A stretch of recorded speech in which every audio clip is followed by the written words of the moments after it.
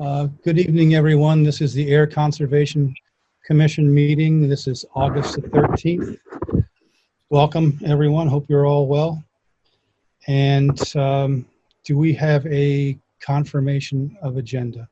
I would like to just invert the first two agenda items so that our first item becomes the enforcement order for 0 Central Ave, and our second item becomes the public hearing for the notice of intent for that same property.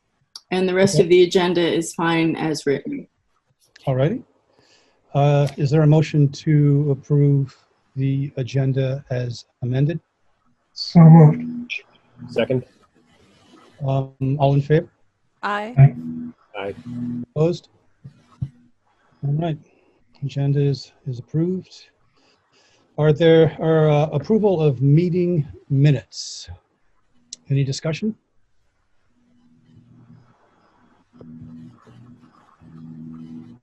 Very well written, as always. Thank you, Jess.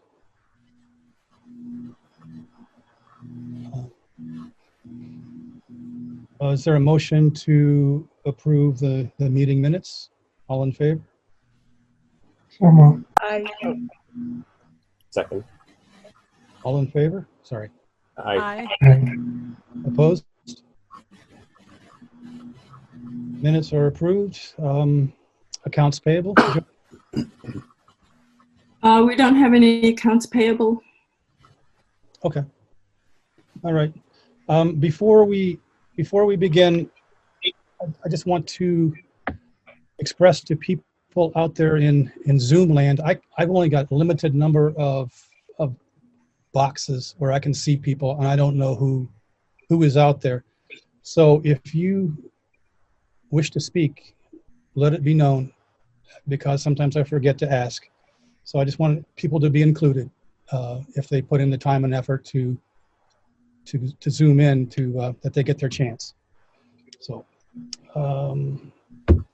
our first. Well, and John, I've got one other quick housekeeping item. If you're not actually a part of a conversation that's addressing one of the agenda items, if you could turn off your video, that helps keep the connection stable for folks who are talking. Oh, there goes John Hillier. Thanks, John. But that's just a little housekeeping. Okay, makes it better for everybody. So the first item this evening is the enforcement order on 0 Central Avenue, Mr. John Hillier. So how are we proceeding with that? We have, I understand that well, I can give you a little update on this. Okay. Yep. So last week, John Hillier and Robert Pontbriand, our town manager, and I had a lengthy conversation about the restoration plan. That is one of the things called for in the enforcement order. And we worked together to come up with 3 possible options for accomplishing the tree planting that's required under the enforcement order, and then the tree planting that's generously being offered by Mr. Hillier. And I think I've sent that around to all of you, but I'll just quickly recap.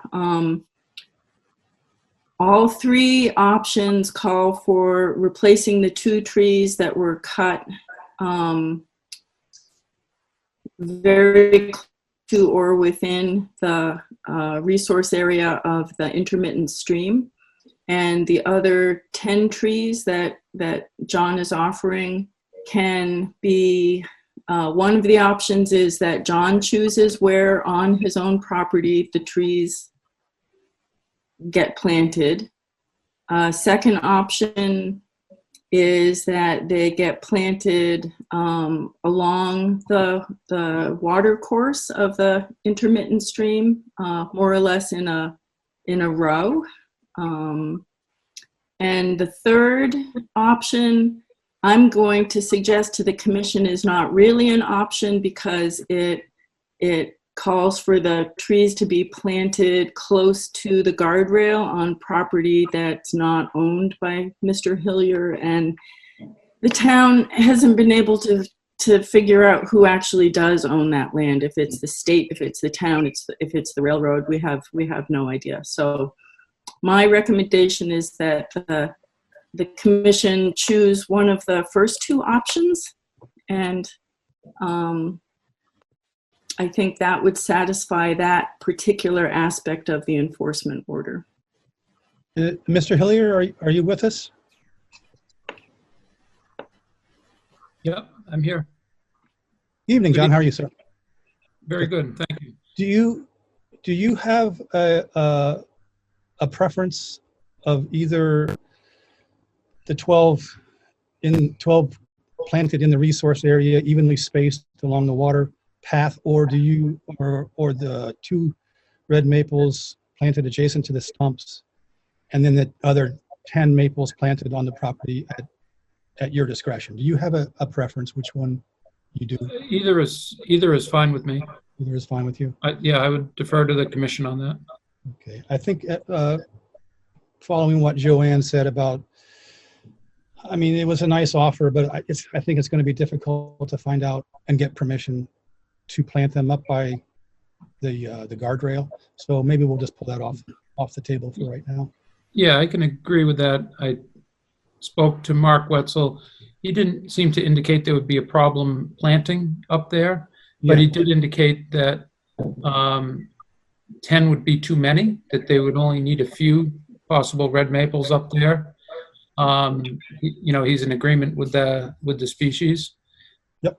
Also, there are trees, on the bank towards the top that are growing in now, and that, perhaps those just grow and there's no need to put any more up there.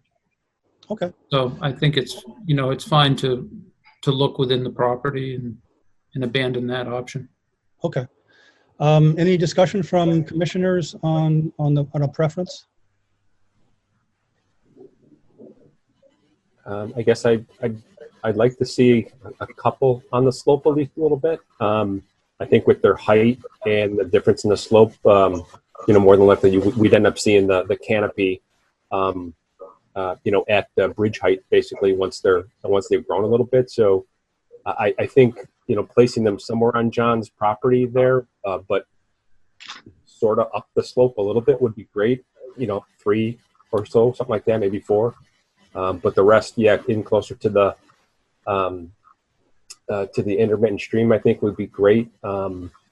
It would help in the future dissuade people from possibly doing anything again near, because the trees would be there, and also wouldn't encumber John if in the future he wanted to do something elsewhere on the property. I think would kind of leave the open area a little bit more open for him eventually.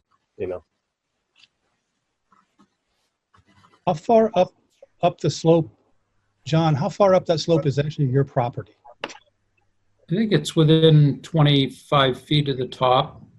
25 feet of the top. So but I would remark that planting a tree along that slope, as steep as it is, would be quite difficult, and where there's regrowth there currently, would have to cut existing trees that have rejuvenated in order to make room on the hill for more. Yeah. I would suggest that you keep them that to the plan is either along the stream inside the resource area to reflect the contour of the water as it moves, so it's kind of a meandering line of trees. So where they would be in line, it would be a curvy line. Yep. To reflect that water flow, or put the 2 in there as we discussed, that I think everybody agrees on, and then and then I'll locate the other 10 on the property. from an aesthetic point of view. Okay. Jen, do you have an opinion on that? I'm a little bit split between the two. I like the idea. Just from What's that? Was that Jen or Joanne? Sorry. No, Jen. Okay. I'm a little bit split between the two. I like the idea of replanting kind of by the two stumps, but I also like following the contour of the path. I think I'd probably lean towards one a little bit more. Along the contour? Mm-hmm. Okay. Jess, do you have an opinion on this?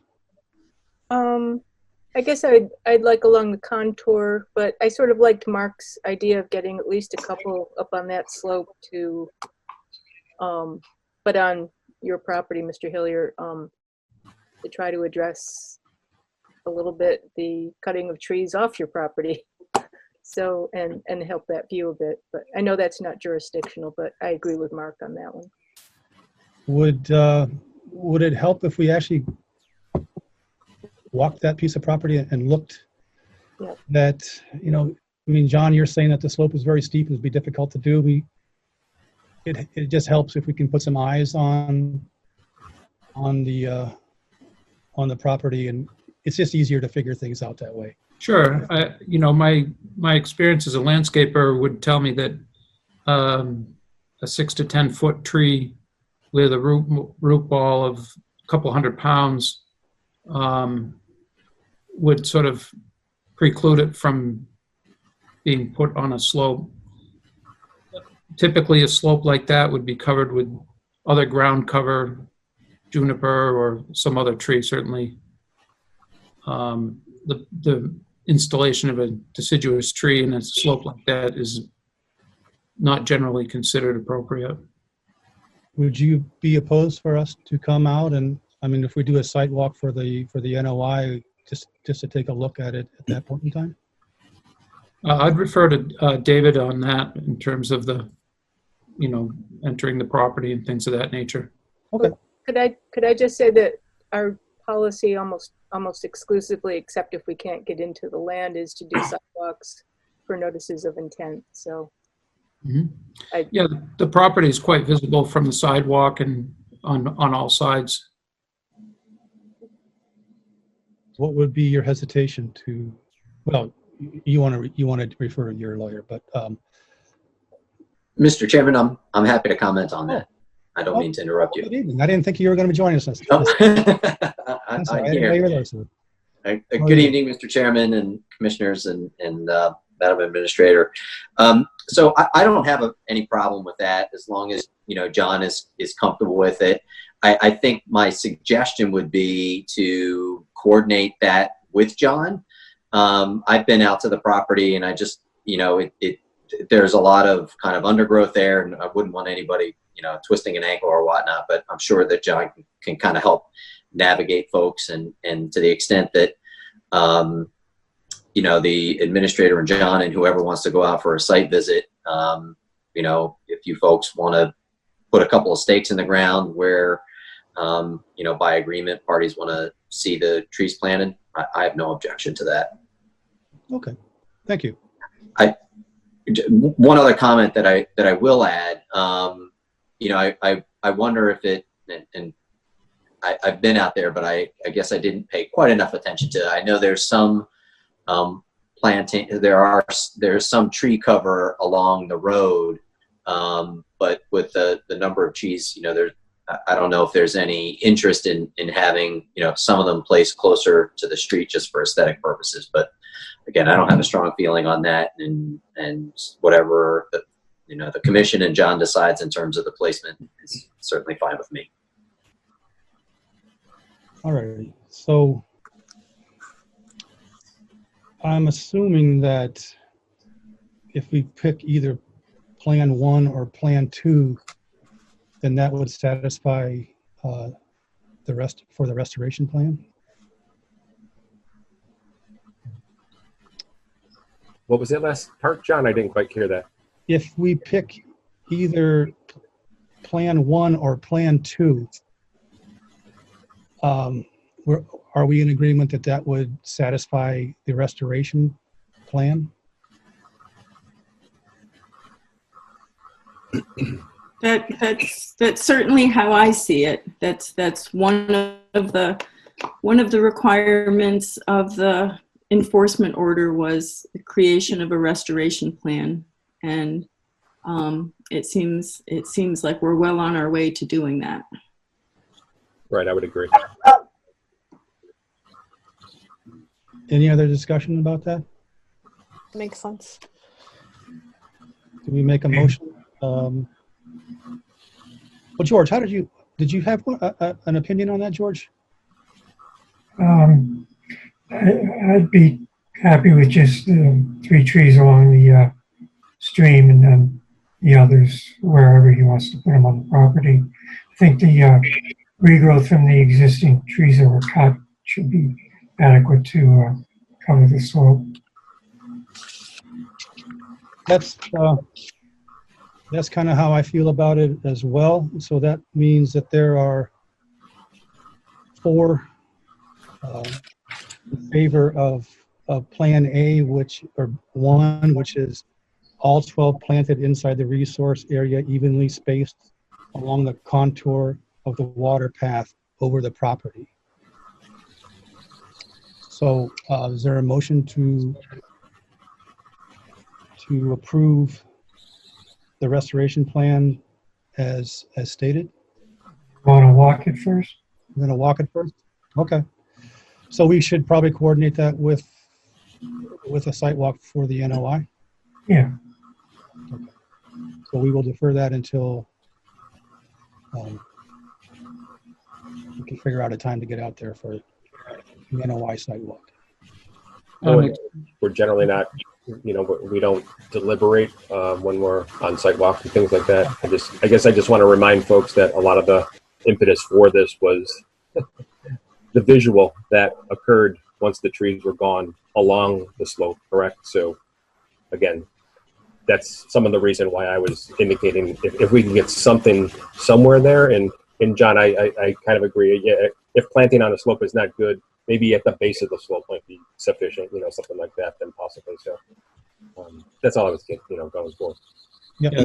Thank you, Mark. I'm wondering what the objective, if we could clearly state the objective of the site walk is. You've got two plans in front. One of the 2 seems to be able to satisfy the restoration.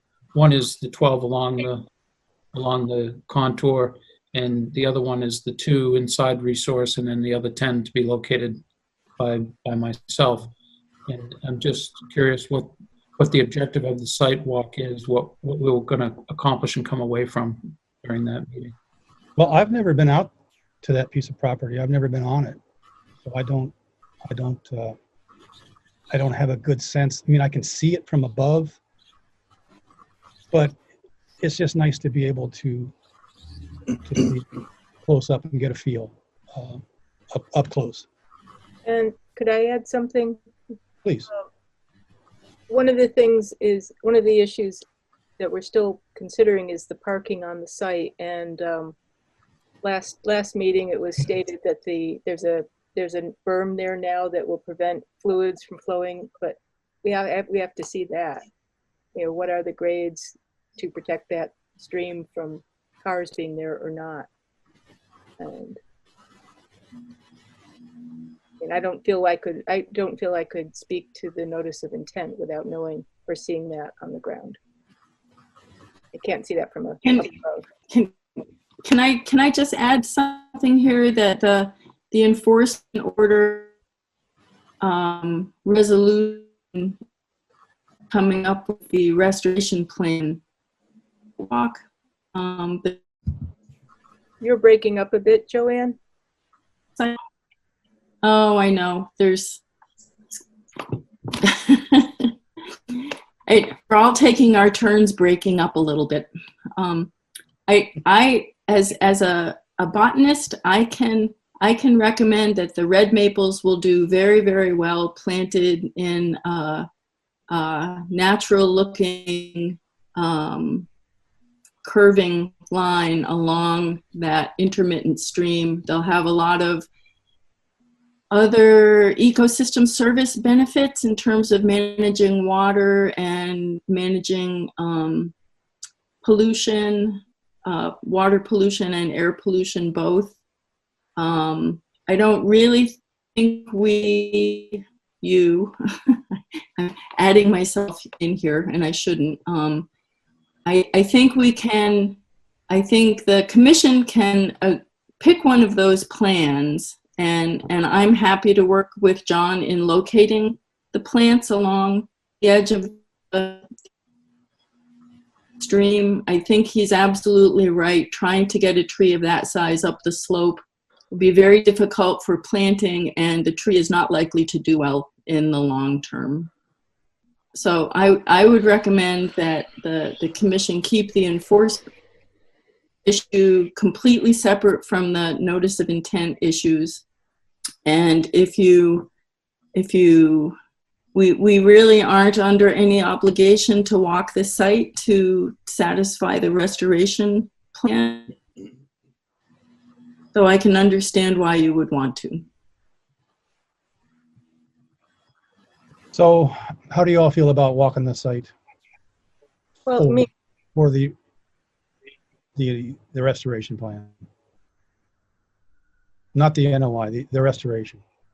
Keeping them as a separate issue, if Mr. Hillier is okay with Joanne kind of advising, acting in that role of the placement, then I don't see the need to go walk the site for this. I agree. Yeah, Joanne made some good points. So I do agree. I'm comfortable with that. Okay. John, are you comfortable working with Joanne for? Yeah, I think we could do a great job with it. Yep. Then we're all satisfied, I believe. For that. Yep. So we can close this. Mr. Chairman, if I may, if John's comfortable with that and Joanne is, then I'm comfortable with it as well. I guess my only hesitation is with the suggestion that the two issues are completely separate, because the NOI was, and the restoration plan was prepared along with the NOI specific to resolving the enforcement issues. So, I mean, I understand that the NOI is a particular process, but the two issues are pretty closely related. So I just wanted to make sure that was, I'm not sure why they're being the notion that they're completely separate and distinct, because I'm just not, I don't want to miss something in that discussion relative to the enforcement piece if it's relevant to both the enforcement and NOI. So. Okay. All righty. Yes. Amy, do you have anything to add to that notion that I really do view them as two separate issues? The notice of intent comes out of the enforcement order, but resolving the enforcement order is really separate from the notice of intent. So in my opinion, the resolution of the enforcement order will take place in the form of an order of conditions based on the notice of intent. So I think that we've potentially decided on one issue with regard to enforcement, and I suggest we move on to the next issue with regard to the enforcement order. So the first issue with the restoration plan, which apparently I think can probably be addressed with an order of conditions at this point. The next issue is the cease and desist of the property of parking cars in the, or any activity within the buffer zone in the commission's jurisdiction. I reviewed all of the documents that were submitted. In my opinion, that doesn't seem to be addressed in the notice of intent at all. And so I have no issue with resolving part of the enforcement order through the NOI, but the second part, in my opinion, is definitely has not been addressed by the applicant. So, I'm afraid you're breaking up a little bit. Sorry. So I guess with regard to the enforcement order, one portion of the enforcement order I think has been addressed, and we can clearly issue an order of conditions addressing it. second portion of the enforcement order has not been addressed at all. And that's the cease and desist of activity within the buffer zone.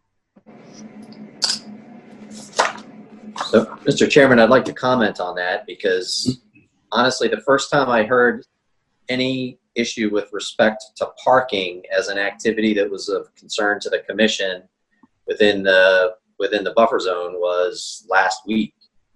Excuse me, 2 weeks ago, I guess, when we last met. And I'm looking through the enforcement orders now, and you know, my memory of them, and I'm happy to be corrected if I'm wrong about that, but my memory of them was that the activity within the resource areas that the commission was concerned about was the removal of vegetation. You know, and it's my understanding that, you know, to the extent cars are being parked there, they've been parked there for a pretty long time. So if that's an issue that generated enforcement orders, I'm not aware that that's actually in the enforcement orders. But again, I'm happy to be told that I'm wrong on that, and if it is, we'll address the issue. But I just wasn't aware until really just now that was really an issue with respect to any enforcement orders. Well, it wasn't readily apparent early on that there was extensive parking down there.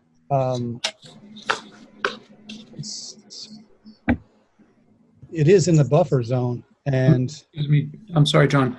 You were unaware that there was parking going on down there until recently? Is that what I'm understanding? well, it was probably last fall, early winter. I honestly didn't know that people were parking down there.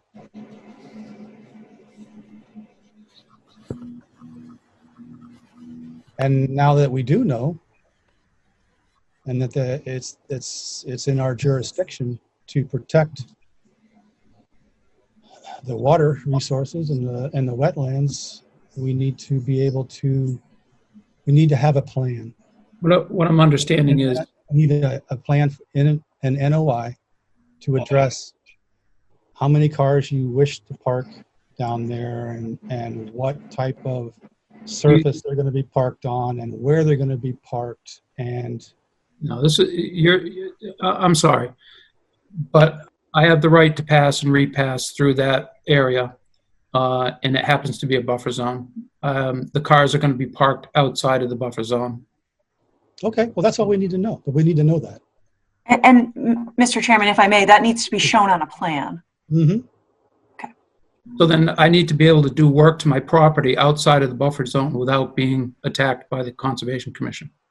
We don't attack. We're paying attention. If you have, that's all we're asking for, John, is Well, John, where are you going to put the I have car? an issue with this because How many cars? I'm being told that your concern is about cars leaking oil and gas on the ground. And I just want to remind you that the state of Massachusetts has a very strict emissions and safety inspection to all vehicles. Cars don't drip oil and leak gas like heavy pieces of equipment do. Well, I beg to differ Your with that. concern is for the water resource, and you're applying this to me. I would suggest that you apply it to everybody equally. And your concern of that the water coming off Central Ave washing oil and gas and debris and contaminants onto the property haven't been addressed. We're addressing a right that I have as a property owner to park vehicles there. If your concern is really for the environment, then the stormwater coming on the property needs to be addressed. So if you're going to treat me one way, I suggest that we treat everybody the same way, including the town.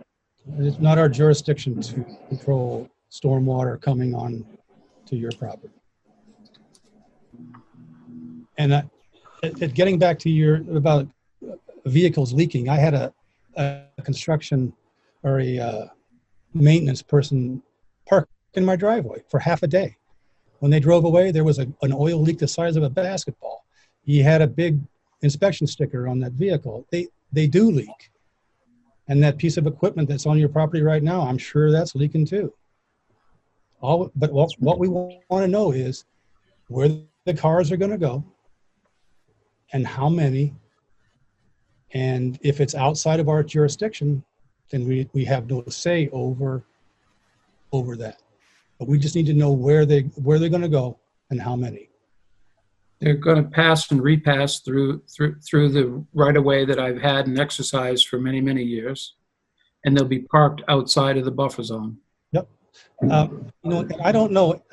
Amy, maybe you could help us on this point, but I don't know about passing through a buffer zone. Is that just something that you can do?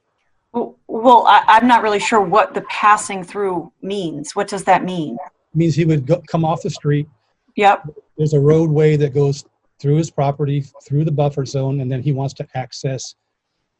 And is that roadway, is that an established roadway? It's been in continuous use for as far as the deed goes back, and we're searching now into the 1800s. Does Mr. Hillier own that roadway?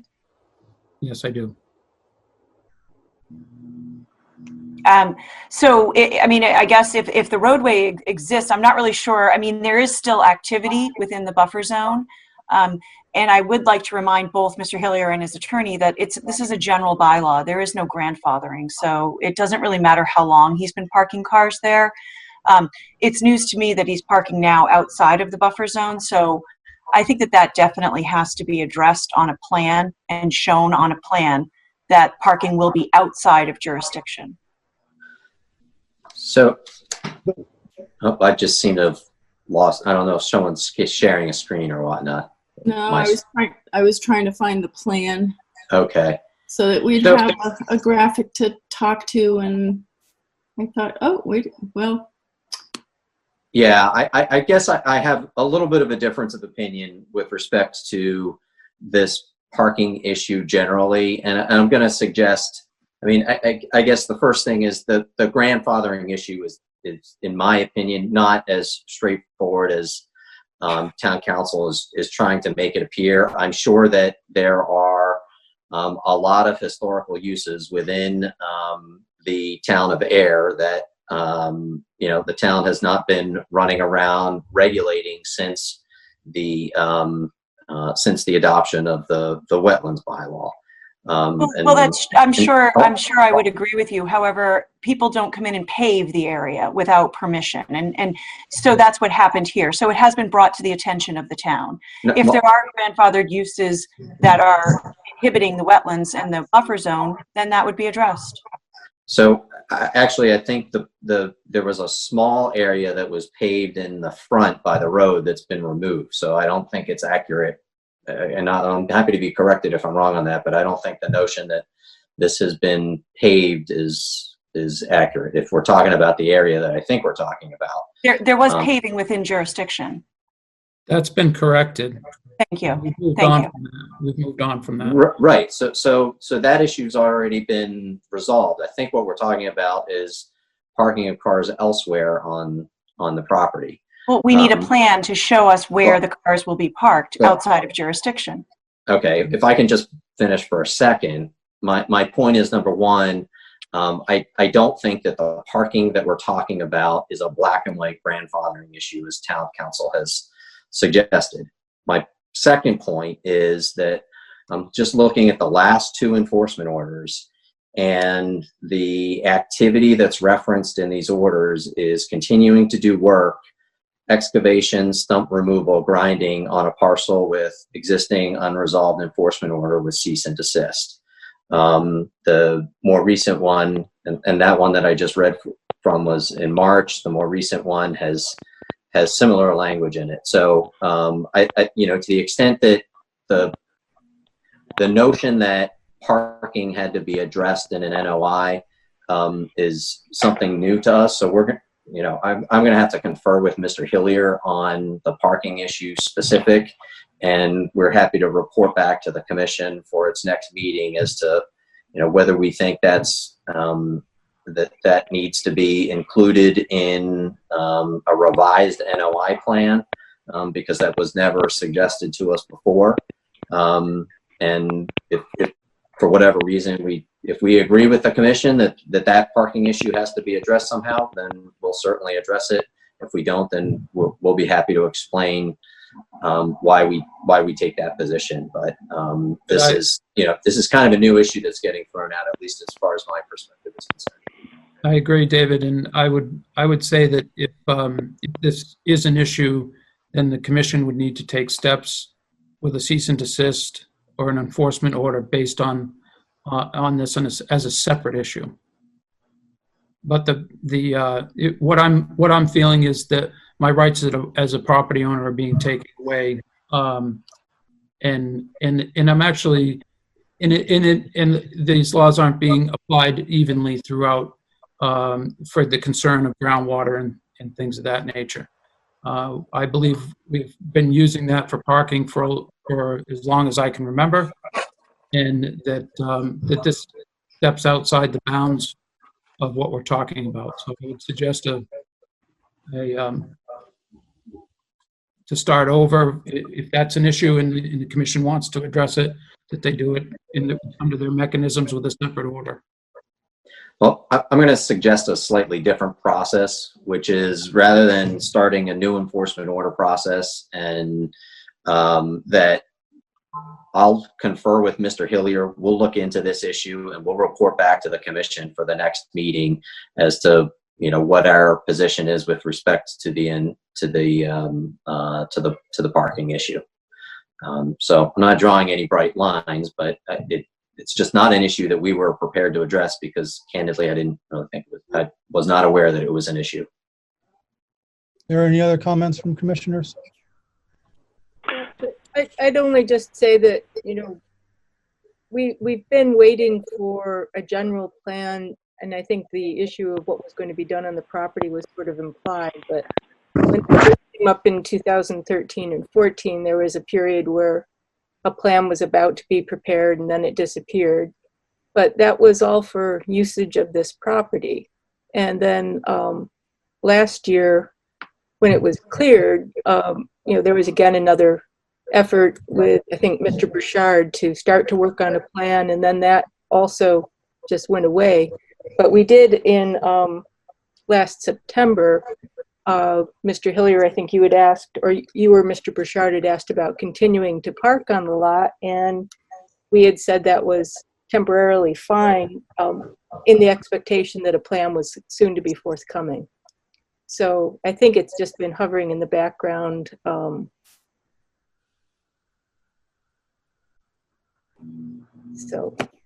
George, comments? No, I can't add anything to that. Okay. Anything else from commissioners? No. Mr. Chairman? Yes, sir. This is David Eartha. You can hear me? Yes, sir. I just did want to just comment on the fact that Mr. Hillier does not own, as was indicated, does not own the property where he's accessing through. I know that the property owners have a hard time getting into this meeting. Also, he addressed stormwater that's crossing through that parcel onto his property, but the DPW superintendent has already determined that because of changes of paving farther up the road, he's changed the water flow, and that's why the water is now flowing across that strip of land. However, he does not own that strip, and I believe he said that he did. He may think that he has access proper rights, but he does not own it. He doesn't own the strip right off the road. He does not. That's correct.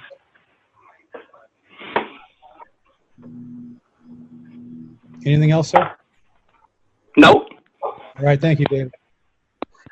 Town council, do you have anything to add to that? I guess my only question would be that we do have a couple site plans from GPR. So would they know any information on the ownership of that? I'm assuming they're land surveyors. It was stamped. The plan has been stamped. Maybe I can comment if that's okay. To clarify Mr. Bedurtha's comment, there is a strip of land between my land and the sidewalk that is owned by Ruth Maxon. I have a right-of-way over that property. That is my opinion. I've exercised it. The railroad has exercised it. There is a land dispute there, and Ruth has insisted that we have made a road, created a road, and just recently have begun using it, which is a disagreement that we have with a strip of land that is along the back edge of the sidewalk that I do not own. So you earlier said that you did own the property, but now you're saying you do not, or you did own the entire access, but now you're saying you do not, you have a right of way. Is that correct? So I was referring to the piece of land that I do own.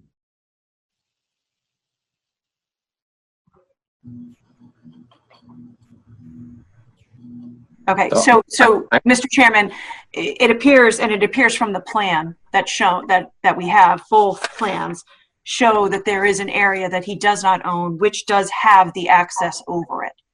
So when I asked if he owned the land with the access over it, he does not. He owns a majority of it, but there is a section of it that he claims to have a right of way.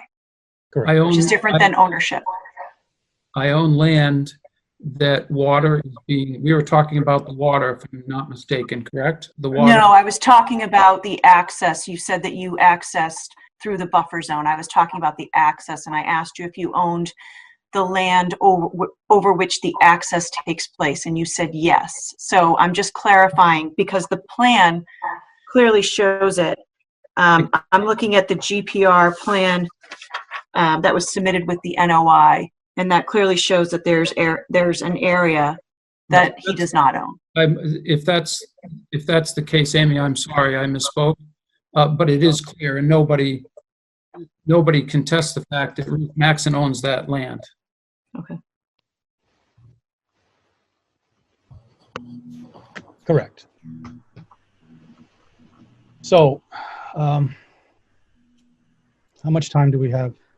We're about 40 minutes in now. How much time do we allow for this? 30 minutes total for both items 1 and 2. Then I would suggest that John, you and your council should get together and discuss this as he requested, and we will continue at our next meeting, which is August 27th. How do you agree with that? I mean, I think this, we had an intention to resolve this evening. No, we're not going to. Well, that's up to the commission, but you have everything you need to resolve it. We need a plan For some time. We need a plan from you. Excuse me, John, but these requirements are coming after the fact. Like, we set it into a box with, okay, here's what we need. We all agreed at the next meeting, and now we're asking for more. And this continues, and this is the nature of the commission. But we asked for an NOI. The question is, when does it end? Are you making this stuff up as you go along, or what? Like, let's be done with it. Well, we've given you everything you need, John. We really have. And I'll confer with council. For the last meeting, you gave it to 15 minutes before the meeting started. No one had. You've got everything you need, and you've had it for some time, John. Pardon? You've got everything you need, and you've had it for some time. We didn't get an NOI until last 3 weeks ago. 15 minutes before. You're absolutely right, Mr. Chairman. I mean, we only submitted the NOI just shortly, very, hours, if not minutes, in advance of the last meeting. Minutes. So you're right about that. It is my suggestion to John and the commission. I do think that with coming out of the last meeting, my understanding of what the issues were that were remaining was that the commission wanted a restoration plan, and we needed agreement on the restoration plan. And I'll admit that it was my understanding that if the restoration plan was agreed among the parties, then the enforcement issues were resolved, and the NOI would be sufficient. That was the full extent of my sense of what the commission wanted to see in the NOI. The NOI, we don't agree with the NOI. It's incomplete. May I say well, something? I was not under the impression at all that one of the things that was required to go along with the NOI was a parking plan. That just was not on my radar. And if it should have been, then I apologize for that. My suggestion for tonight, though, is, as I mentioned before, let us review this parking issue. I don't see it referenced in any of the enforcement orders. And I'd like to take a look at, what the parking actually is, and what impacts, if any, it has on the resource areas, and what, if anything, the regulations actually require us to do with respect to parking. I'm not prepared to address that issue because I wasn't aware that it was an issue. So we'll take a look at that, and happy to report back to the commission for the next meeting on that. Okay. Yeah, Okay. I just want to clarify, we did raise the issue of parking in the last meeting, Mr. McKay, and then you had said that it, at that time, had not been addressed in the notice of intent, but that the notice of intent could be amended to include that. So we had some of that discussion 3 weeks ago. Yeah, I'll certainly take your word for that, Madam Commissioner.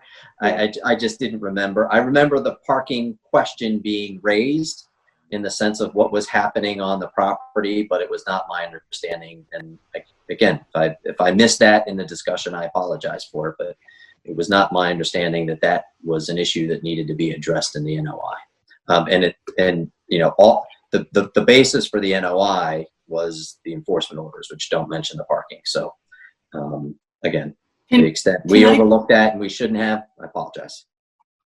I'd just like to add that the enforcement order has a box checked that calls for the cease and desist of all activity within the resource area and the buffer zone.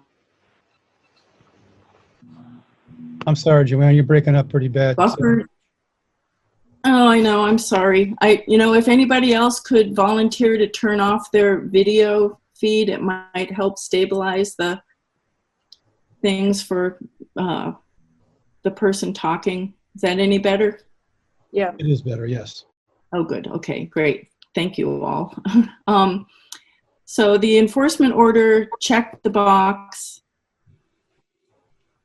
Cease and desist all activity in resource areas and buffer zones. Under our new bylaw, the buffer zone is considered a resource area, and parking is an activity. So it was our intent for all activity in the buffer zone and resource areas to cease. So I'm sorry if we didn't make that very clear, but that's the intent for a cease and desist, is for all activities to cease.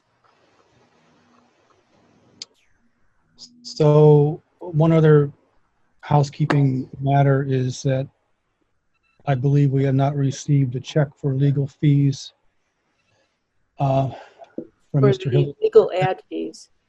I'm sorry? The check for paying for the legal ad, not legal ads, fees. yes. I'm sorry, legal ads, yep.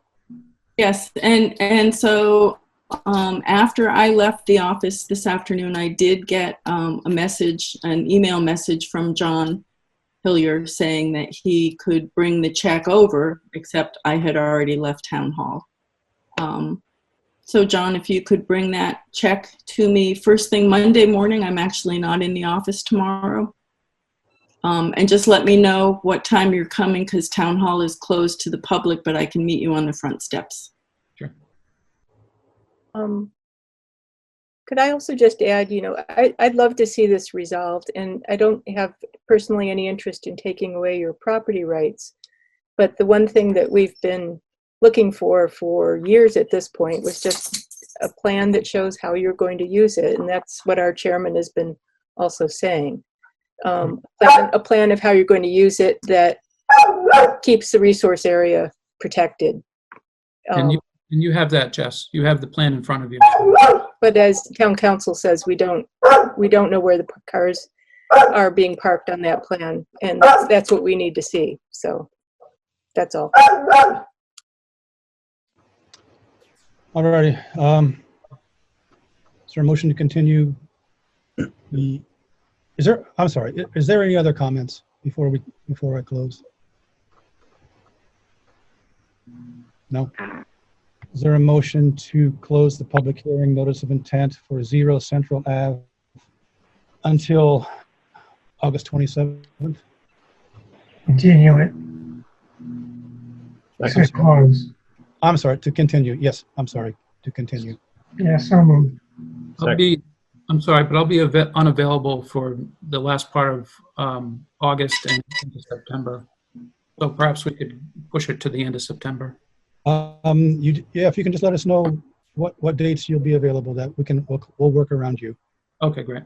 Thank you. Yeah, appreciate it. Thank you. Appreciate that. Does the commission have a hearing date planned for its next hearing date after August 27th? Does it make sense to just lock that in now and see if John's available for that? It'll be September 10th. Is it September 10th? September 10th, yeah. John, is September 10 okay for you? Yeah, I think it would have to be the third week in September then. The first part of September and the rest of August, I won't be able to attend. So the first week of September is through September 6th. The second week starts with Monday the 7th. So if their meeting is on the 10th, I can't make that. It would be the following meeting after the 10th that I can make in September. So the 24th. Yep. That sounds right. All right. So is there a motion to continue the public hearing notice of intent for 0 Central Ave? We don't have a DEP file number, but to continue that until September 24th. So moved. Second. George, how do you vote? Aye. Mark? Aye. Jen? Aye. Yes? I Chairman votes aye. So we will continue on the 24th. Thank you. Thank you very John. much, Mr. Chairman. Thank you, commissioners. Thank you. Thank you. Good night. All right. We got any time left? We've got just over an hour, I think. Wait, how late are we going tonight? 9. 9, just over an hour. Yep, buckle up.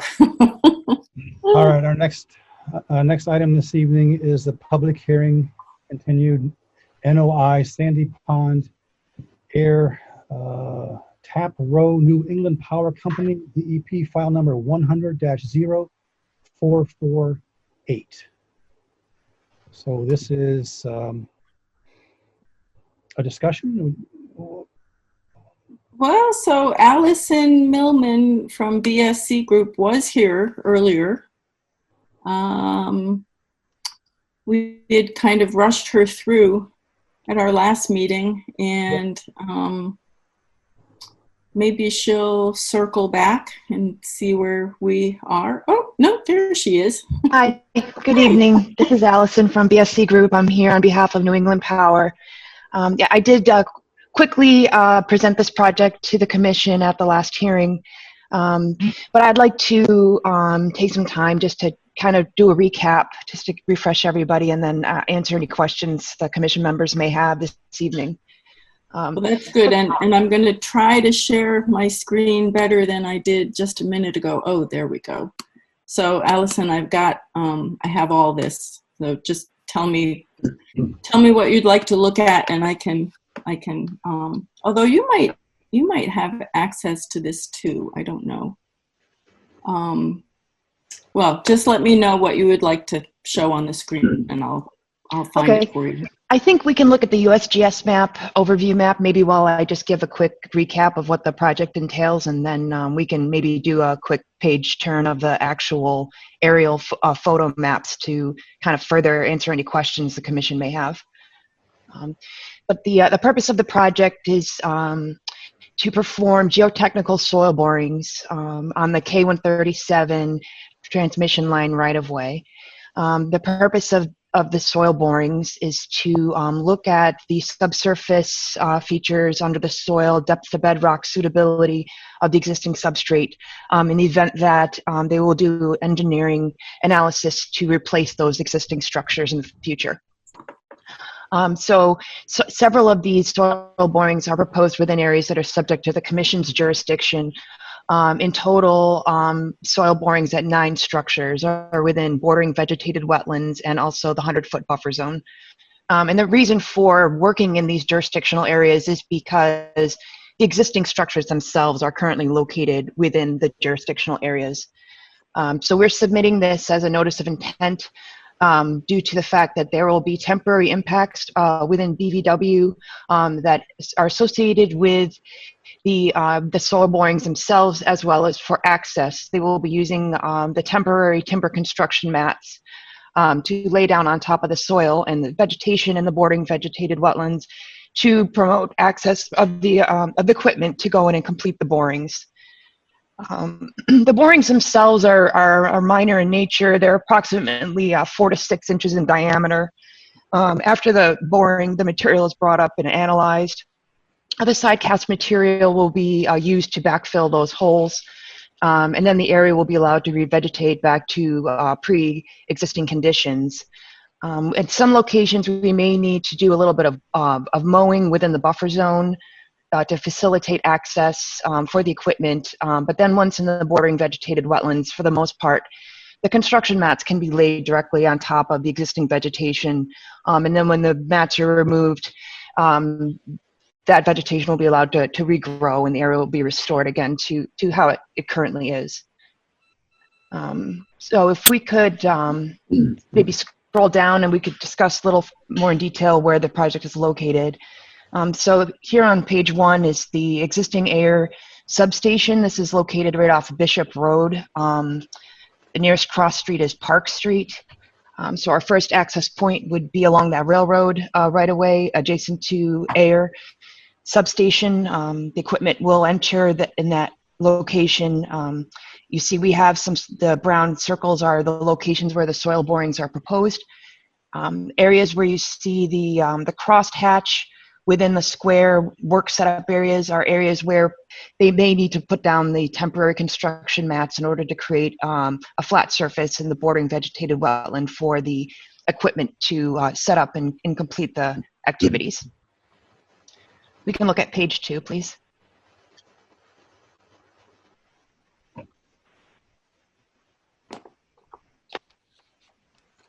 I'm sorry, I guess that would be page 3. Thank you. This is, there's an existing solar farm located along the transmission line right away you may be familiar with. We also have the Nashua Rail Trail bike path that runs in the vicinity of the transmission line right away. We're proposing some access points along that. New England Power does have real estate rights to access along that bike path. And they'll be traveling down the right of way to complete the borings. Again, you'll see there's a temporary wetland crossing associated with construction mats. There's a call out there showing where the mats will be placed in order to cross the bordering vegetated wetland on the right of way. Exactly. Yep. Mm-hmm. Next page, please.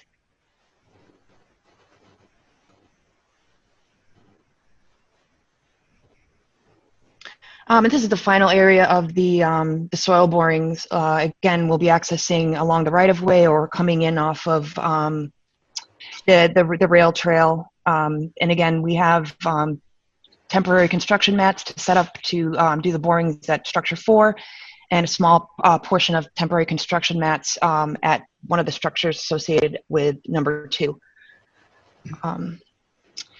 So that's basically a rundown of what's being proposed on the transmission line right-of-way. Some of the work is within Natural Heritage, Habitat, National Grid, and New England Power.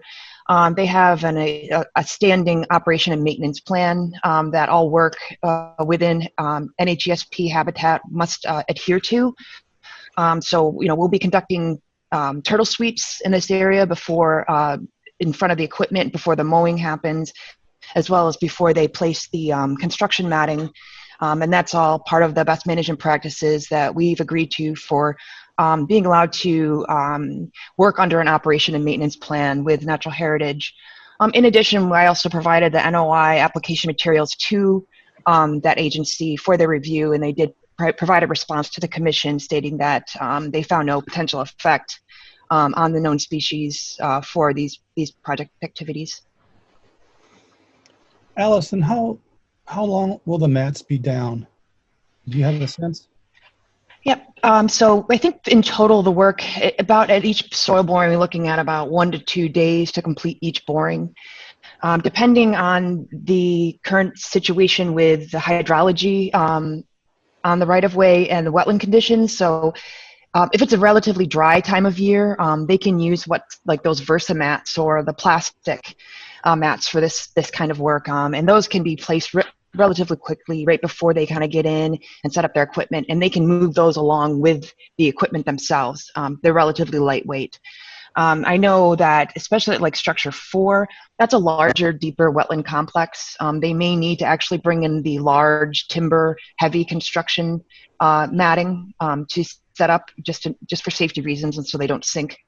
And those typically have to be brought in with a larger piece of equipment, and they may need to be in place a little bit longer just because they need to typically be brought in by a different contractor. But all said and done, I would say that this work between the mowing and the laying the mats and the borings, we're looking at probably under 2 months total from beginning to end. That's my estimate of the duration of work. And the equipment going over the mats it's not too big, is it? No, the drill rig itself is about the size of like a full-size John Deere tractor. Yeah. They typically tracked pieces of equipment, but they do make some drill rigs that they're rubber tired. And then they typically have a pickup truck with a trailer that hauls like the water that they need as far as the washing that happens during the boring activities. And like I said, if they do determine they need to bring in those larger timber mats, that's typically done using an excavator or a flatbed truck with a grapple hook. So that's a little bit of a bigger piece of equipment. Any comments from the commissioners? Questions? I have a question, Mr. Chairman. Who's speaking, please? Ken Diskin. Good evening, Ken. How are you, sir? Good. I happen to live very close to this work, and I'm familiar with the locations and whatnot. I wanted to ask Allison, has any borings been done so far that were outside of the control of the commission? Because we have heard what sounds like, that kind of noise. So it's possible that there are maintenance activities going on the transmission line right of way throughout the year. In addition, they do have a yearly operation and maintenance plan, a 5-year vegetation management plan. Then those activities can proceed typically without the commission's review and approval. As far as this specific activity, these soil borings, they have not been initiated yet. Okay. So there may be other activities, as I mentioned, that fall under that maintenance exemption that utility can complete throughout the year. So yeah, you're correct. Sometimes there's equipment and activity happening on these transmission line right-of-ways. How about getting access to that location number 4 that you just showed? You'd have to go down the rail trail. Is that the idea? Number 4. So we do have, I think we're proposing to cross the rail trail to get there, heading down the right of way. There's 2 directions they could come. Actually, there's 2 ways they could come in, either off by the solar farm and then down the path and then through a little strip of woods, which is an alternate access they're looking at. Okay. But I think they're probably going to be coming in straight down the right of way. Crossing the rail trail to the south, as shown in the yellow line on the 4th page. So most of your work is going to enter from Park Street down the right-of-way, starting from the substation, and just continue along through the right-of-way over the locations you've shown with the mats. Yes. Yep. Okay. That's the main access route. And then, like I mentioned, we also have an access coming in off of Rosewood Avenue. Okay. And that's by the solar farm, if you're familiar with that. We are very familiar. Okay. There's a like an existing gate there with a pretty good road, that an upland road that they'll be able to access the right of way on from the other side of 4. So that would be to get to structures probably 1 and 2. They'll use that. Thank you. You're welcome. So Allison, can you all see my screen with the mats and the? Yes. Yes. I found this out in the field the other day. This is Groton Shirley Road. Okay. And this is some activity that, as you say, the commission knows nothing about. Do you know anything about this? I do not. Let me, it's not part of my project activities, but like I mentioned, we did have some recent storm activity, and so they may have performed some emergency maintenance. Yep. I can definitely look into it. I can ask around, yeah, and let you know what I can find out. That would be great, or just Shirley put Groton me Road. put me in touch with someone that I can. This was such a surprise. Good. Okay. Thank you. You're welcome. Just a quick time check. We've got about 2 more minutes. Okay, is there any more comments from commissioners or from people viewing? It's hard to say in the audience because We had initially said that we didn't want to take a site walk on this, but does anybody have any feelings about walking part of it, or it looks more accessible than I thought it was going to be. how do you feel about taking a walk out there? Everyone's excited. I mean, this is a straightforward public utilities project, and if it's difficult to access, I'm not that excited. George? Yeah, I think it's a pretty straightforward project. So I have no burning desire to walk it. Mark, how do you feel? Any thoughts? He's conflicted. I'm comfortable. I'm okay. I'm sorry? I'm comfortable with it. I'm okay. All right. Jen? Yeah, I'm fine not going. Fine. Everyone fine? Yeah. Jess, you okay? Hmm? Yep, you said you were okay. So shall we just make a motion to approve the NOI And draft an order of conditions. and draft an order of conditions? Yes, If I may, please. we've been oftentimes with order of conditions, some of the commissions have some general special conditions. So they're the boilerplate conditions that oftentimes they have language in them regarding in perpetuity conditions, use of pesticides and herbicides, as well as requiring certain things like permanent signage. I'd just like to bring up that these are inherently problematic for the utility transmission line right-of-ways. So I would, if Joanne, if it's helpful at all for me to review the draft and just provide any feedback, it could save us some steps of coming back and asking for, a change or amendments, things of that nature. So I just wanted to bring that up with the commission. Yeah. Okay. No, absolutely. You and I should talk before I draft it, and then I always run a draft past an applicant before we move on to signing. That's much appreciated. Yeah, thank you. Yeah, let's talk next week. Okay. So is there a motion to approve the NOI pending orders of condition for Sandy, or the New England Power Company DEP file number 100-0448? So moved. Is there a second? Mark? Jen, I'll let you second, Jen. I guess Second. I think I'll abstain. Okay, I second. Okay, we'll take a roll call vote. George, how do you vote? Aye. Mark, you're abstaining? Yes. Jen, how do you vote? Aye. Jess? Aye. Chairman votes aye. So you, Joanne, you will be in touch with Allison to work out order conditions? Yes. Thank you very much. All right. Thank you all very much. Thanks for your time. So Thank I you. got a few more seconds than the last one. we do have to continue this so that we can do the final thing at our next meeting. Okay, so motion to continue. So moved. George, how do you vote? Oh, I'm sorry. Aye.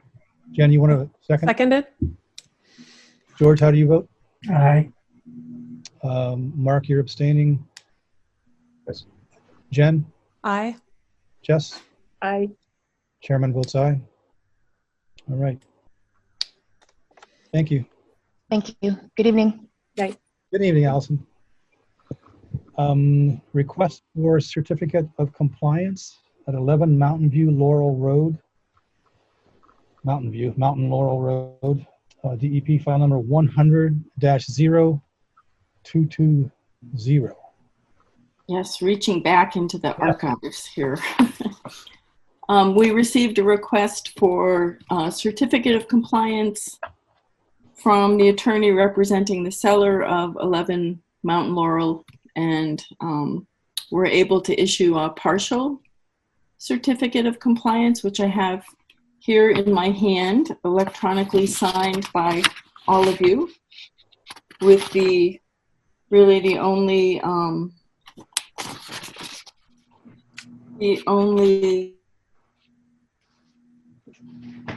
condition. It just says that it's a partial certificate of compliance only relating to work done at 11 Mountain Laurel Road. So this is a subdivision where Mark lives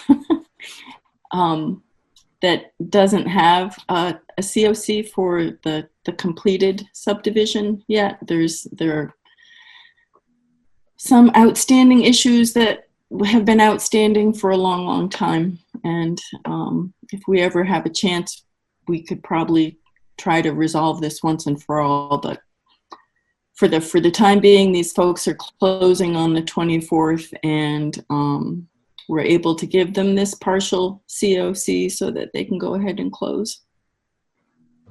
Okay. Any discussion? Joanne, does the partial tell what items are not included in the COC? It doesn't say what's not included. It only does say what is included. So it's just the property of 11 Mountain Laurel and nothing else. Okay. All right. Thanks. Any other questions, discussion? Anyone from the audience? Is there a motion to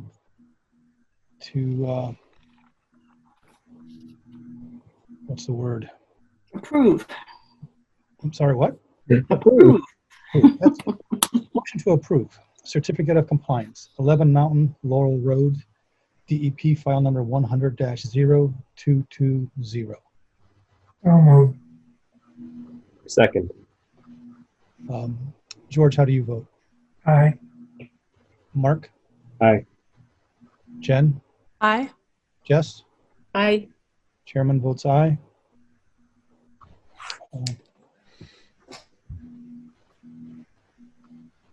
Alrighty, so you can get that to them, Joanne?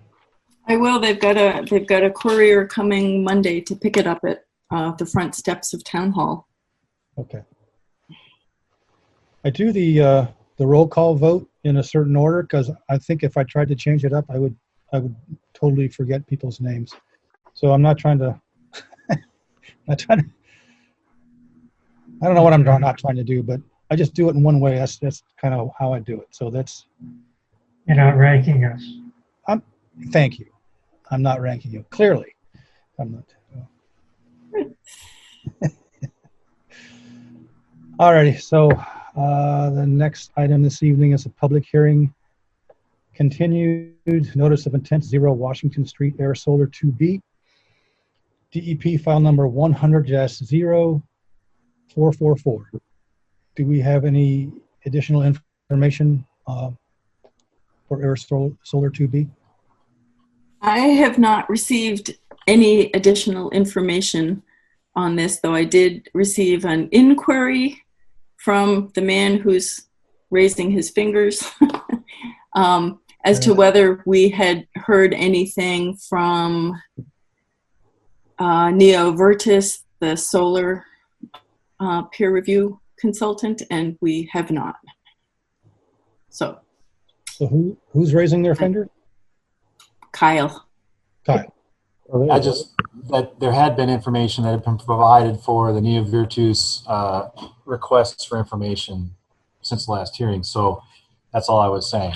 And we have been working to address the conservation restriction with NHESP, which is really coming down to getting someone to take the conservation restriction, which will release the no-take letter from NHESP. The detailing of the culvert crossing is still underway, and that's not yet to Joanne to get to the peer reviewer, but that's shortly coming. It's in process. It's at the end of the process. Good. I did get an email from Ann Gagnon, the land agent for Fish and Wildlife, regarding the conservation restriction. And I guess Rohit had contacted her, and she was a little confused because she didn't know anything about this project or a natural heritage requirement for a conservation restriction. And I must say that we don't know anything about that either, because we haven't heard anything from Natural Heritage yet.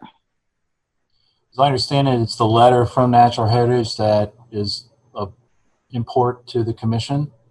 And so that is in process, and we understand that there's legwork to be done on the applicant's part in order to secure maintenance of the conservation restriction, which is exactly what you're saying, and Ann Gagnon is involved, and talking with Rohit directly in order to secure that so that we can make the dominoes start to tumble.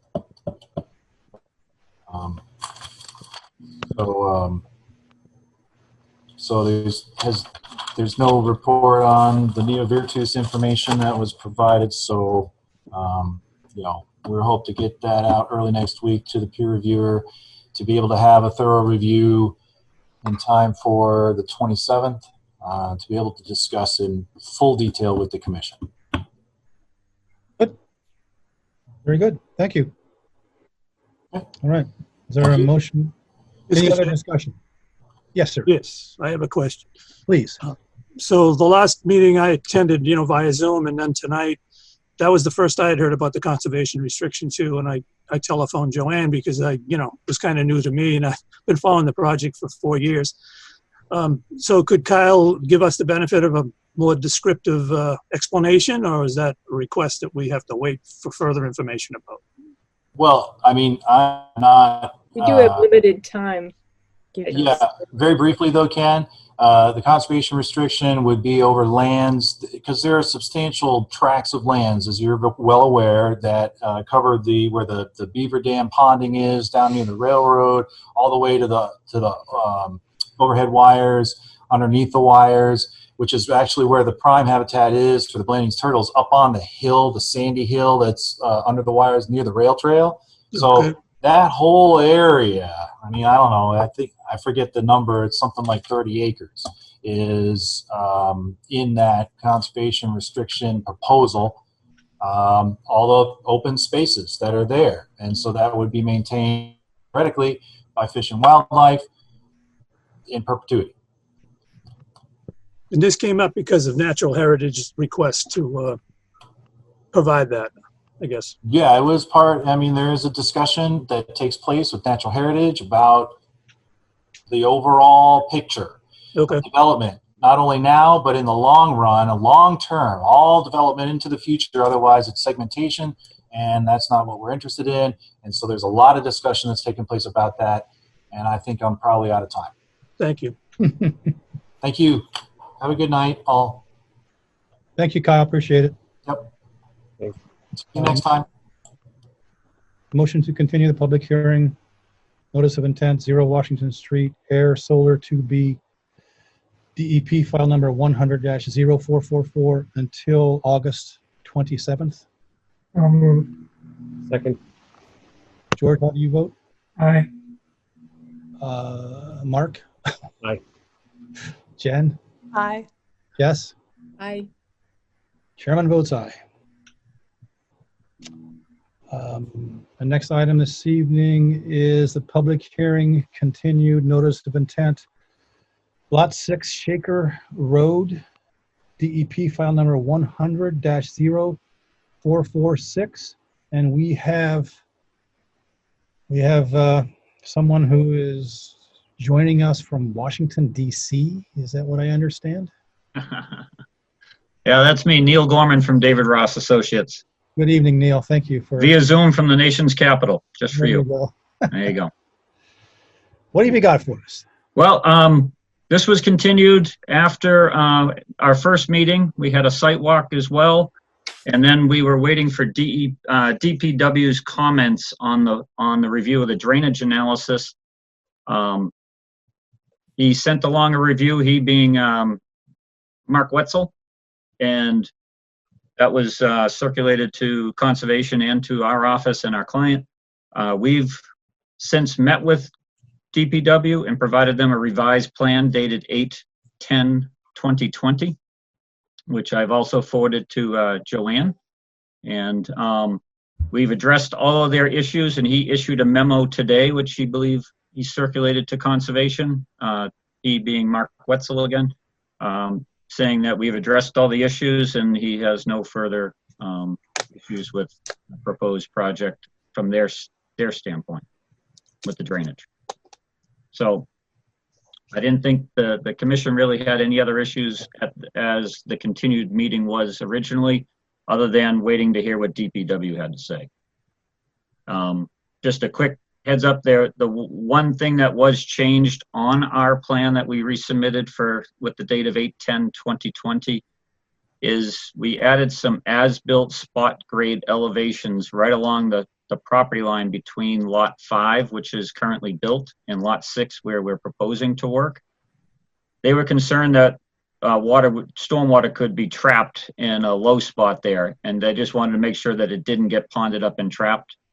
So we have revised the plan with some as-built spot grade elevations as of what the site looks like now, and we've made sure that we've addressed that they create a swale so that that water does not get trapped in between those two properties and create a pond.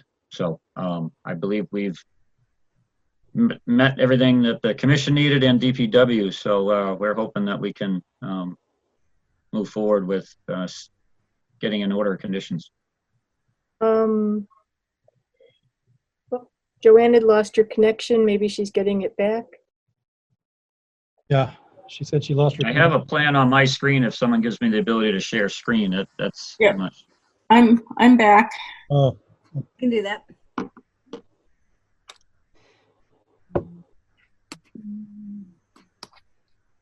Can you see that? nope. Nope. You should be able to share your screen now. Mine? Yes.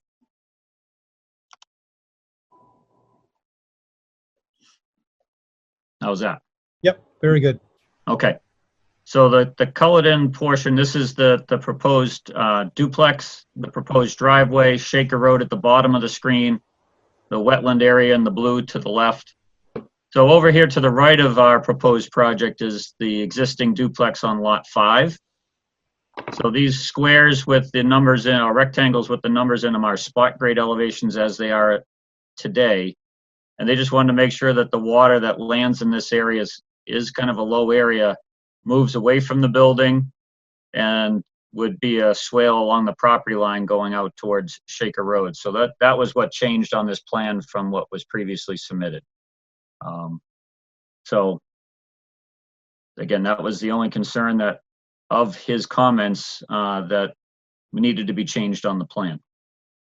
And again, I just want to remind the commission, I know you're short on time, but his comments that he originally submitted to the commission, he did not have the 3-page site plan when he reviewed that. So he had just a drainage plan, which calculates pre and post construction. He didn't have all the detailed information for the rain gardens and and the gutters and the other items. So once he had that plan, he was able to go through and have a conference with me via a phone call to walk through all of those. And his memo he submitted today has all of the items, comments that he's okay with.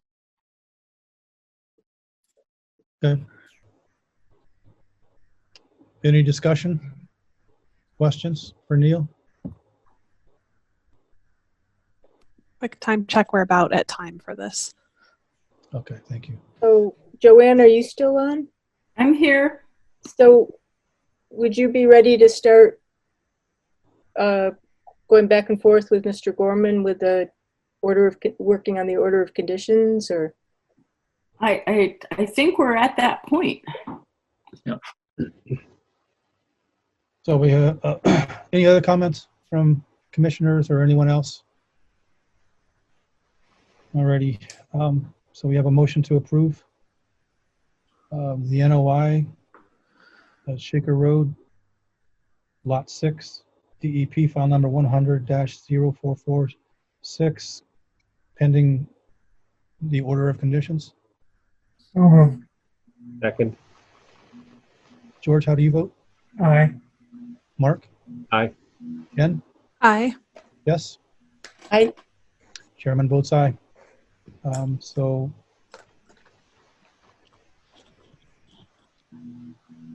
we need to make a motion to continue. Yeah. Is there a motion to continue the public hearing? Notice of intent, Lot 6, Shaker Road, DEP file number 100-0446 until August 27th. So moved. Second. George, how do you vote? Aye. Mark? Aye. Jen? Aye. Jess? Aye. Chairman votes aye. So, Mr. Chairman, that means like at the next meeting, hopefully you'll have an order of conditions to vote on and approve. Is that the goal? That is the goal. Okay. Thank Safe you. travels. Thank you. Yep. Yeah. Heading to South Carolina. We're halfway there. So, Good for you. all right. Thank you all for your time, and we'll check in on the 27th. All right. Thank you. Have a good night. Bye. Good night. Alrighty, so our next item this evening is a public hearing, notice of intent, Spectacle Pond, Littleton Electric Light and Water, DEP file number 100-04. You're skipping one, the ANRAD. Got ahead of myself. Sorry. The next item this evening is the public hearing, continued, ANRAD, off Wright Road, DEP file number 100-0445. And we've got about 33 minutes left. Oh, total. thank you. Thank you. I will be real quick for you guys. Thank you. So I am Seth Donahoe with Ducharme and Dillis. We spoke last month regarding the ANRAD we filed for the Stratton Hill subdivision property. And since that time, Joanne was kind enough to forward a request for services for peer review. And we just had a couple questions, and I wanted to speak quickly to make sure all of our expectations are in line. The applicant is 100% on board with having it peer reviewed. There was some question regarding the scope of the review, though, in that our ANRAD was only for a specific number of flag series. It is an extensive site. What we've filed for is over 7,000 linear feet of wetland delineation, and we acknowledge that there are vernal pools within portions of those. But the site has an existing conservation management plan through NHESP, and we expect that those vernal pools will be verified as it moves into that process. We don't object to having the vernal pools included in the current scope, but the concern is that as it's been a very dry summer and it's getting later in the season, that the peer reviewer may not be able to complete that. And we do not want that to delay being able to receive verification of the wetland lines. So in a nutshell, what we're looking to do is have the wetland lines approved now. If we can come to an agreement on there being potential vernal pools or the actual limits of vernal pools, we're more than happy to work with the peer review on that. But we don't want it to cause things to drag out through the winter or anything like that. So I hope that's agreeable, and I hope that's understandable from our end of things. And I'm happy to receive any feedback the commission has. Any comments, questions from the commission? So Seth, if I understand, you're asking that in the peer review, we exclude the vernal pools because you believe that the vernal pools will be identified later. I guess, how does that speed the process if they still need to be identified later? Maybe I'm just missing it. Well, they will be, they don't necessarily need to be verified right now, and the project has a long road ahead of it. And we're not objecting to having it done now. It's just outside of the scope of what we filed for. And we also have hesitations in that it could be effectively done now. I don't want to end up in a situation where the peer reviewer says we can't complete the job right now because we have to come back during a wetter period of the year when the vernal pools are actually full. So we're seeking just to find to verify the delineation that was completed, which did not include the vernal pools at this time. Well, let me just remind the commission that the reason we included the vernal pools and potential vernal pools in the RFP is because when DEP issued the file number for the ANRAD in their technical comments, they asked that the vernal pools and potential vernal pools be identified. And I'm assuming that's as part of the ANRAD.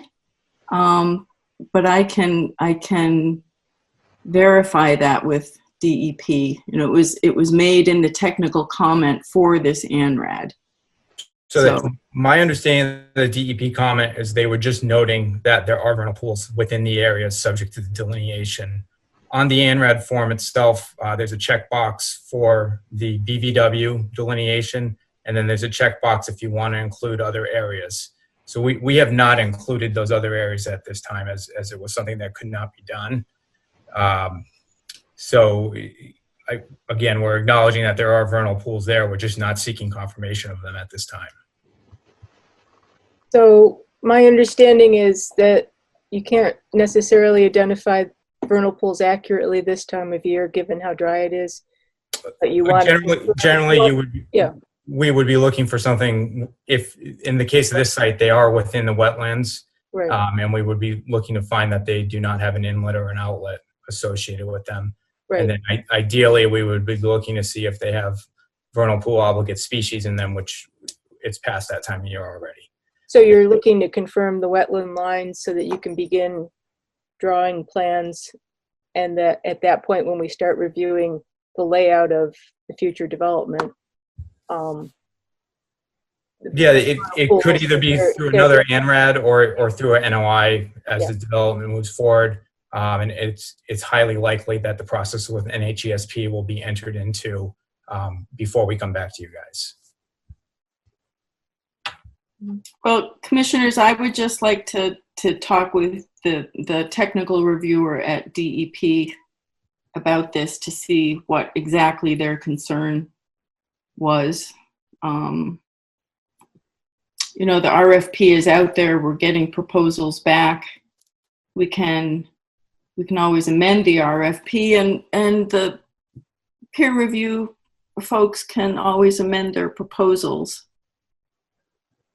Well, I wasn't aware that you were actually getting proposals back yet. So if that's the case, we're still willing to move forward. And as you get proposals in, once you determine which ones you'd like to consider, we can certainly request to amend the scope based on what you receive feedback from them. Yeah, I think when I sent you the RFP, Seth, the deadline for proposals, I want to say, is August 24th. Yep. So that we'll have them in time for our next meeting. Okay. And of course, you'll be included in the selection discussions. That'll be fine.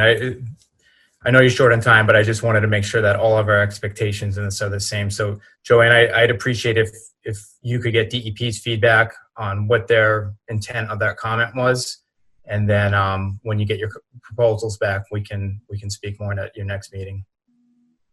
All right, commissioners, what do you think about that? Yeah. Yeah.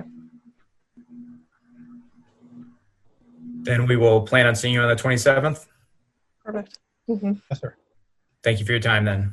All right, is a motion to, is there any more discussion by anyone at all here or elsewhere? All right, is there a motion to continue the public hearing? NRAD Off-Right Road DEP file number 100-0445 until August 27th. So moved. Second. George, how do you vote? Aye. Mark? Aye. Jen? Aye. Jess? Aye. Chairman votes aye. We will continue until the 27th. Thank you, Seth. See you then. Thank you. Appreciate it. Take care. All right, now. Public hearing. Notice of intent, Spectacle Pond. Littleton Electric Light and Water, DEP, file number 100-0447.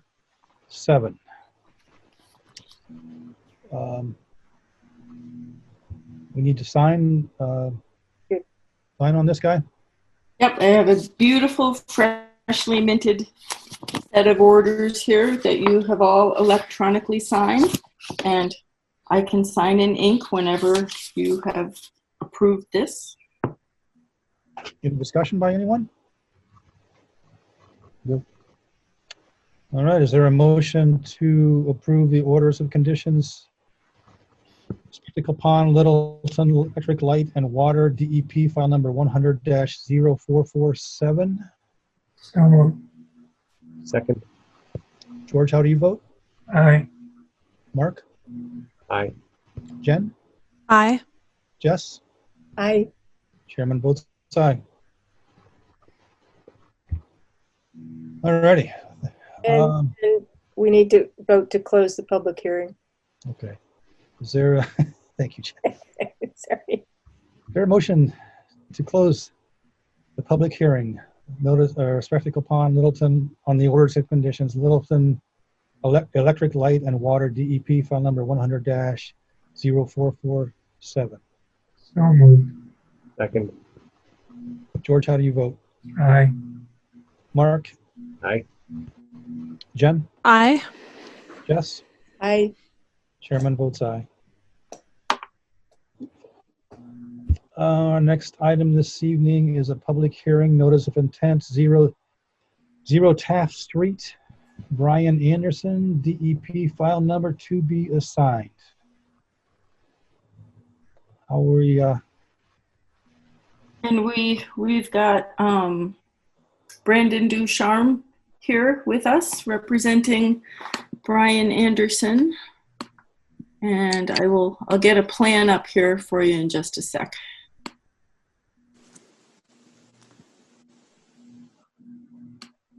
are you there, Brendan? I sure am. All right, welcome, sir.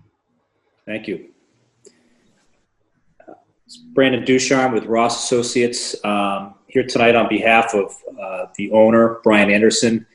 And we have filed a notice of intent as the result of an enforcement order that was issued for work that was done on a small piece of property. It's about 0.27 acres on the corner of Nashua and Taft Street. This alteration occurred without an order of conditions. Once we got involved with the project, a wetland scientist from our office went out and delineated wetland resource areas on the site. There's an intermittent stream that carries through the site, kind of right to the middle, and there's an associated bordering vegetated wetland on either side. Once we got involved, it was a little bit after the alteration had occurred. I believe there was some earthwork that was done, some topsoil was stripped off and stockpiled on the site. In addition, there was some riprap stone that was delivered on the site.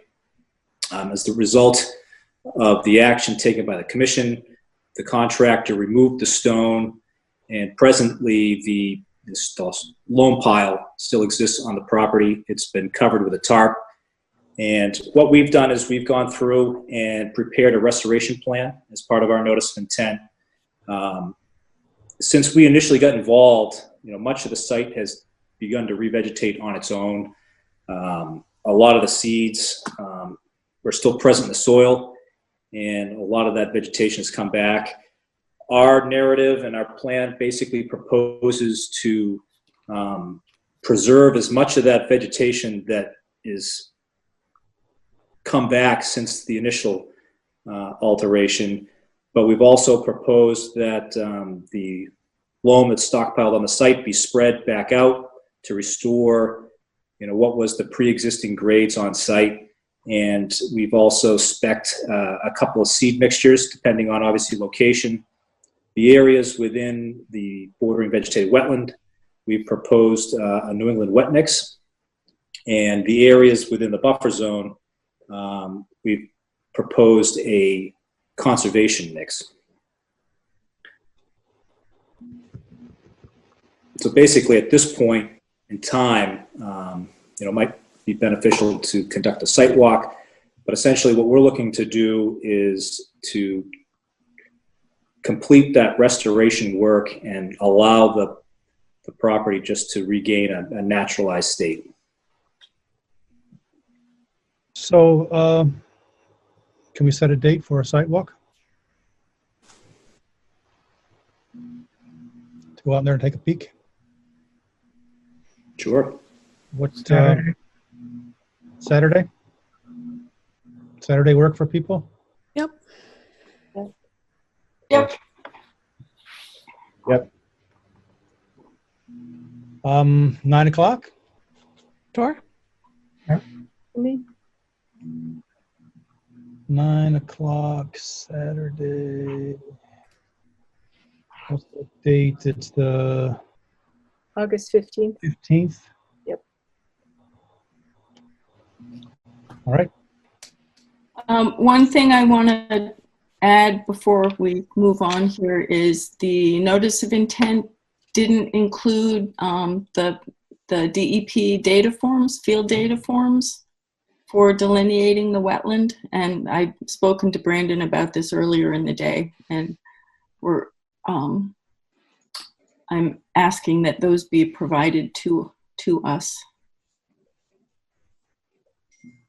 Sure, we had that conversation and we can absolutely complete those forms and get those submitted prior to the next meeting. Great, thank you. Yep. All right. Thank you, Brandon. And Will you be at the walk? Yes. Yep. Okay. Very good. John? Yes. Just one second. Joanne, I'm not sure how it matters or what. Page 2, basically the second page in, it does say the property is a 27-acre lot. We had that discussion this morning too. Point. Okay. Yeah, there are a few edits that need to happen on that narrative, and all right, that's fine as long as you guys caught it. So. Yep, we did. Thanks. It's a good catch. All right. The power of a decimal point. Yeah. So is there a motion to continue the public hearing? Notice of intent, 0 Taft Street. We don't have a DEP file number until August 27th. So moved. Second. George, how do you vote? Aye. Mark? Aye. Jen? Aye. Jess? Aye. Chairman votes aye. All right. We will see you Saturday morning. All right. Thank you very much. Have a good night. Thank you, sir. Appreciate it. Jen, I think we're at 17 minutes left, correct? You took the words out of my mouth. Yeah. Awesome. We're now ahead of schedule. Well, not kinda, maybe. All right. So we have some action items. Yeah, the action items are really just the list of coming attractions. We're still waiting for the NOI on Bishop Road. They're looking for a surveyor. I went to a really interesting virtual brown bag yesterday about the vegetation management plan and yearly operating plan for managing vegetation that was put on by Keolis. That's the contractor for the MBTA. The T has filed an RDA with us, which you all have a copy of. they're supposed to come see us next meeting, but I'm going to ask them if they can wait a meeting so that we can actually have a conversation about what this RDA is proposing. It's pretty technical, and we don't really have access to site walks and whatnot. It involves spraying herbicides and mechanical vegetation removal, and I had no idea it was so complicated and contentious too. I guess there's a little back and forth between Keolis and DEP. So that's coming up. And then sometime this coming week, DPW is going to be filing an NOI for utility and drainage improvements on Groton Shirley Road. That involves some tree cutting that's been, the flagging for which has been noticed by residents, and that's going to be a big project. So that's it for action items. Conservation Office and member updates. Oh, have I got updates for you? Joanne, Yes. just going back to the DPW Groton Shirley Road one, is that in the area of the matting you were showing? Yeah, but the matting has nothing to do with, actually the improvements are going to be the length of Groton Shirley Road, but not crossing the railroad tracks by that matting, as far as I know. Okay. If you drive down Groton Shirley Road looking for those mats, you'll see red flagging around some trees that are right on the edge of the pavement. Those are the ones that DPW is proposing to remove, and they're trying really hard to preserve as many trees as they can. But there's some that they know are just going to be casualties of this project. Yeah, okay. Anything else on that? Conservation Office updates? Updates. We've got some interesting enforcement situations looming here. There's a residence on Oak Ridge Drive that has created a big berm of loose, sandy looking soil right on the edge of Flanagan Pond. And I think early in the week I'll be contacting them. And I want to do it more as an educational approach rather than a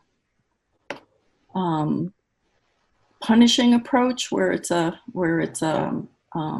household. So that's one of the enforcement issues. 111 Fitchburg Road, which is the former David E. Ross building, which is really, if you turn off 2A just before you cross the bridge to go into Shirley, and then take an immediate left, that little part of the road dead ends basically at the river. And the David E. Ross building has been vacant for quite some time. It's being purchased by a Buddhist monk in order to repurpose it into a meditation center. And the monk had received some permission from Mr. Ross to do a little bit of landscaping work in front of the building ahead of closing. And the people who were helping got carried away and ended up clearing all the brush on the bank all the way down to the river.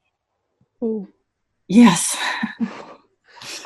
So I called David Ross, and he was very good. He went over and asked the monk and his followers to stop, and put me in touch with the real estate agent for the buyer.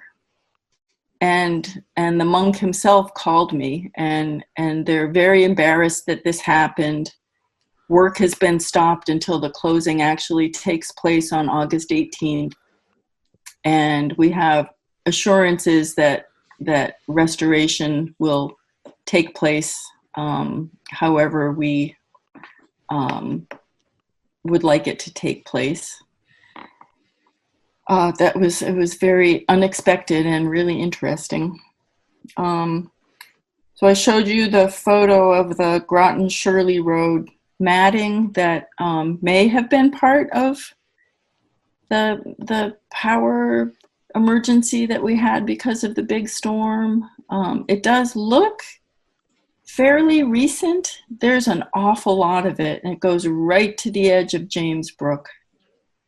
And it's very likely that there are things that the power company can do without notifying us. But it was a little shocking to come across that. Yeah, typically there should be something after the fact, I believe. Okay. If you could send me that picture, that'd be great. Sure, I absolutely will. We've got about 10 minutes left.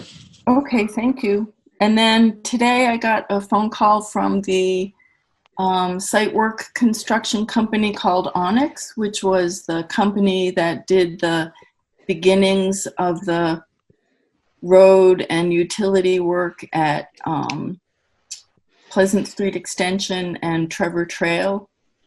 And they also were responsible for installing all the erosion controls for that bigger subdivision project. And I've got an appointment to meet with the project manager early next week so they can get all the erosion controls refreshed ahead of finishing the work on Pleasant Street Extension and Trevor Trail. And then eventually they're going to be finishing the loop.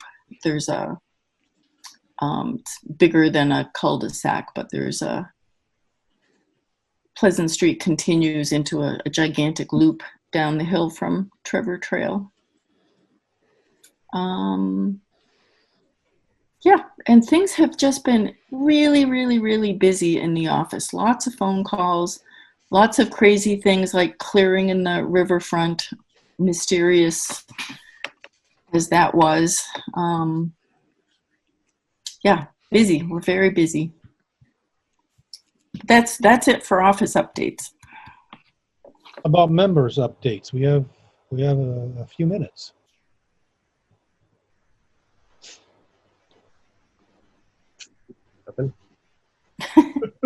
Crickets? George, you must have something. No, I got nothing. I got nothing. There was, I think George, you had mentioned about on Sandy Pond Road there was a new handrail that went down to the pond. Yeah. That you saw, Oh. and I paddled around Sandy Pond, and most of the work was already done when I first saw it, but it looks like it's all repairs. There were some stairs that got repaired. There was one reinforcing horizontal piece that got repaired, and it was all pre-existing. It just got repaired. And I think, Joanne, didn't you say that you spoke with this woman a while ago and she decided not to do it at that point in time, but then evidently started to do it. It doesn't look like it's like they're disturbing anything close to the shore. So I'm not sure if we do anything or just let it go. Well, I can look back in my notes. I had a very nice conversation with her. It really is just a set of wooden steps that sort of lay on the bank, and they were rickety a year and a half ago. There's a retaining wall that must have been there for, I don't know, 50 years, probably made out of railroad ties that had definitely seen better days. That's still there as is, the retaining wall. Okay. Just the stairs and basically just the stairs. It's been, and a handrail. But it's like pretty visible from the street. So I'm not sure it's.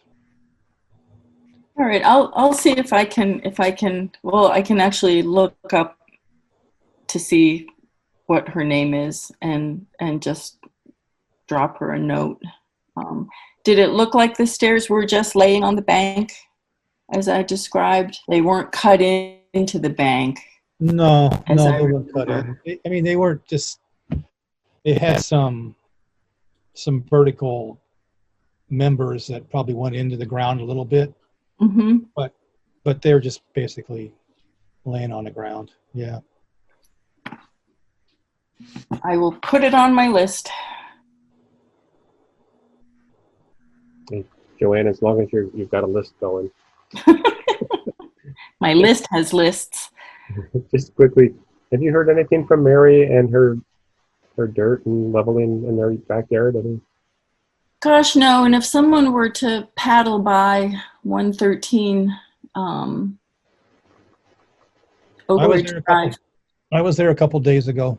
Mm-hmm. And I look every time I go by, and it hasn't been touched since last. Stabilized.